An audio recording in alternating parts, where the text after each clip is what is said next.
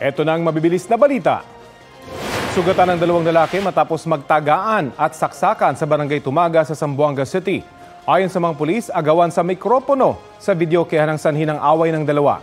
Hindi raw kasi pinagbigyan ng lalaking kumakanta ang lalaking gustong kunin na ang mikropono. Doon na kumuha ng itak ang suspect at tinaga ang lalaking kumakanta. Nakaganti naman ang biktima matapos makakita ng patalim at sinaksak sa tagiliran ang suspect. Dagdag ng mga otoridad, lasing ang dalawang lalaki. Nakataktang mag-usap ang dalawa sa barangay pag nakalabas na sila sa ospital. Sa Zamboanga pa rin, patay ang isang lalaki matapos barilin sa tapat ng isang hotel sa barangay Camino Nuevo. Ang biktima, kapitan ng isang barangay at residente rin o presidente ng Association of Barangay Councils sa Isabela City sa Basilan. Base sa investigasyon, palabas ang biktima kasama ang dalawa pang kapitan ng ibang barangay nang barilin sila ng suspect. Nagtamo siya ng 3 tama ng bala. Natamaan din ang isa pang kasama niya na ngayon nasa ligtas na kalagayan na.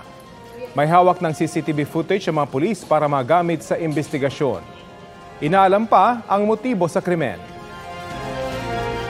Kapuso, alamin ang maiinit na balita. Bisitahin at mag-subscribe sa GMA Integrated News sa YouTube. Sa mga kapuso abroad, samahan niyo kami sa GMA Pinoy TV at sa www.gmanews.tv.